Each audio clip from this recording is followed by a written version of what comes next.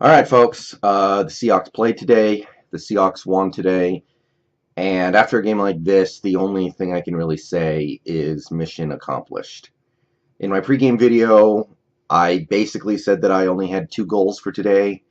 The team needed to win, and the team needed to get out of there without any huge, significant, glaring injuries. And it looks like we did both. So I'm going to go ahead and take that.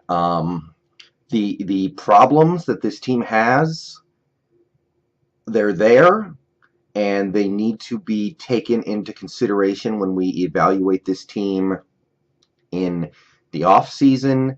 But this is our team. The way the offense played in the first half, the mistakes that were made in the running game, the inability to put players in a position to succeed, that's just our team right now, and we just kind of have to deal with it. So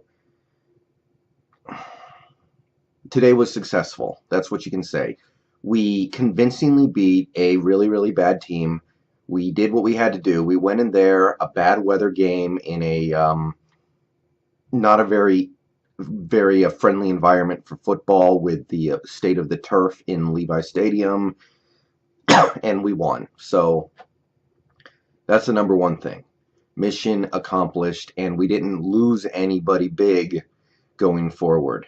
Now, before I get into the stuff that went right today, I want to talk about the stuff I just said about how this is our team, because I can deal with it for now because there's nothing anybody can do about it.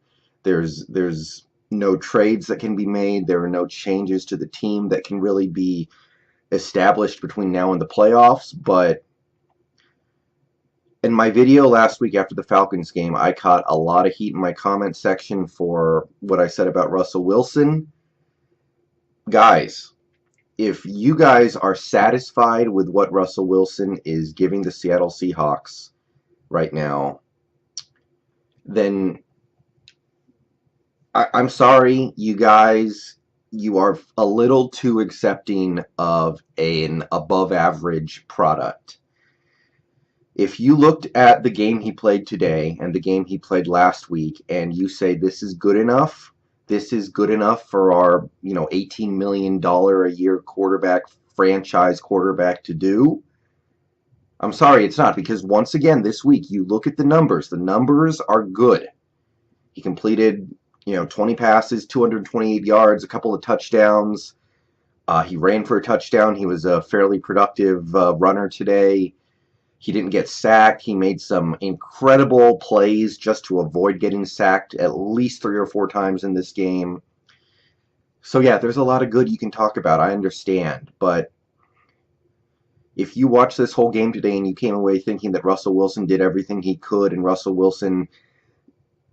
Guys, the stuff that happens at the start of the game, you can't get away from that.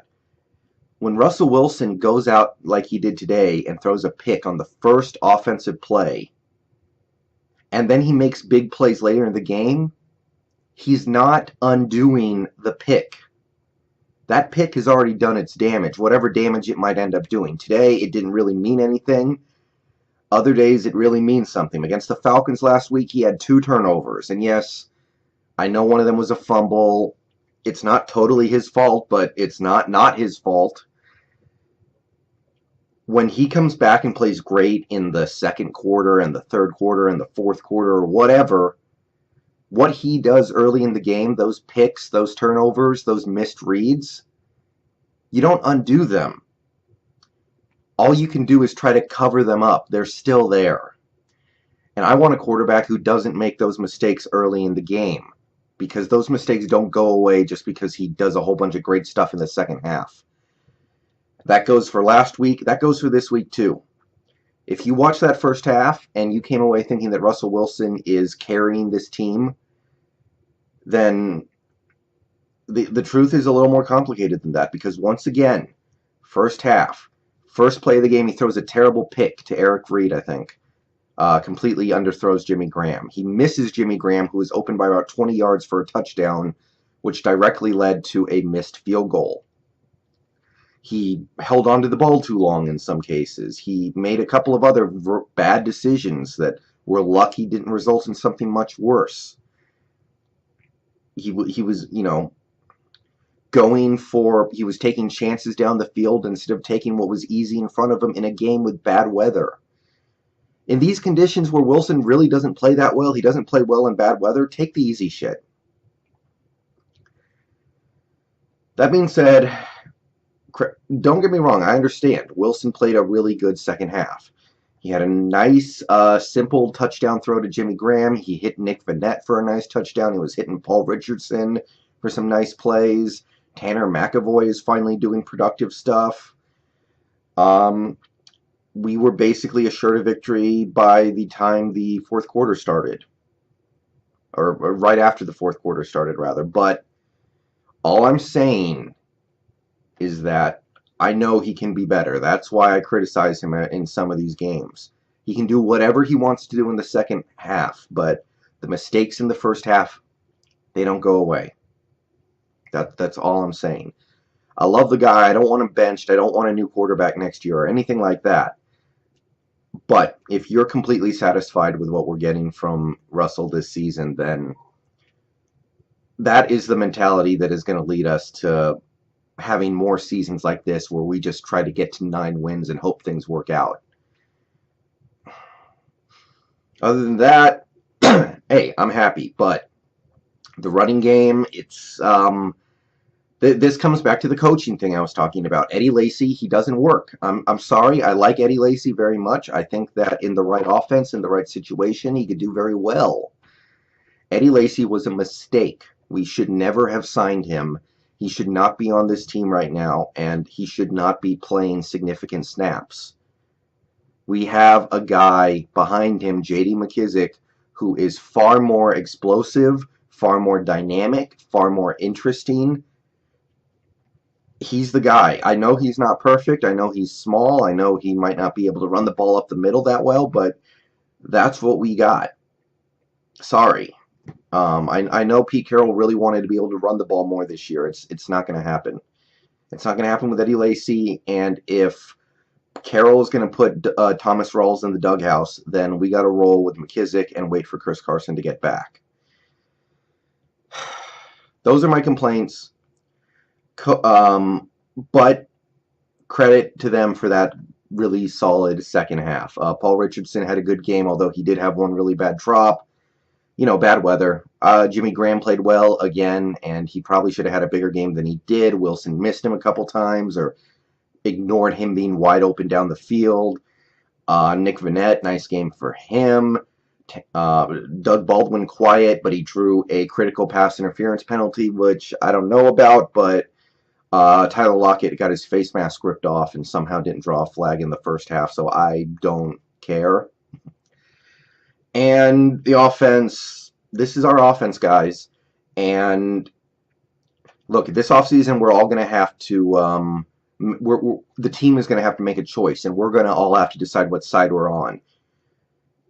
If you're in the pro-Bevel camp, then you can't deny that the offense looks dead in these first halves an awful lot. If you're in the anti-Bevel camp, you can't deny that year after year, we're a top 10 offense that puts up a reasonable number of points, that amasses a reasonable number of yards, and has a tendency to come to life in the second half of these games. And you would honestly prefer a team that plays well in the second half. But whatever side you're on, the other side, you have to give them credit for having a reasonable position. So that's the offense. Defense, great game. I was a little concerned about this one just because there's so little film on CJ Beathard, and I thought the 49ers were going to play it very tight and conservative and safe and just run the ball all day, which they did until they couldn't anymore, basically. Running the ball, they had really one good drive where Carlos Hyde was pounding it down the field to start this third quarter, and other than that, we shut them down. They had... Look, there were a couple big plays down the field. Marquise Goodwin had a nice deep ball, catching it over Jeremy Lane. Trent Taylor had a big play, I think, right before the end of the half, but solid effort by our secondary, which is having all kinds of problems right now. We have to be grateful for every quality snap the secondary gives us. And today the secondary played well enough to where we were able to rush 3 guys and get to the quarterback, and the secondary was not losing their battles more often than you would expect an average NFL secondary to lose. So Sheldon Richardson, what a monster. It's going to kill me when that guy leaves at the end of the year. I'm going to hate it, but it's what it is. Bobby Wagner is a monster. Whatever happens this year, Bobby Wagner deserves to win Defensive Player of the Year. I hope it happens. Justin Coleman, nice plays. Michael Bennett had a monster game pressuring the quarterback. Brandon Jackson giving us some nice snaps as a backup defensive end, which we really need right now. It was nice to see Jerron Reed back. Only concerning thing from this game today, Sheldon Richardson looked like he got hurt a little bit right at the end. I didn't hear anything about it, so I'm not worried about it, but I noticed it. So fingers crossed there. We really cannot deal with that right now with all the other shit we're dealing with as a team. So let's hope he's ready for next week. And last 5 games of the season, look, if this Seahawks team makes the playoffs, then they will have earned it. Then they will fully deserve their spot in the playoffs. That's what I can say. We're going to have to earn it. There's no backing into shit this year. And before I go, thank you for nothing. New Orleans, Tampa Bay, I'll throw Jacksonville in there. New York, the Jets. Could have used a little bit of assistance today, fellas. All right. Big game next week. See you guys later.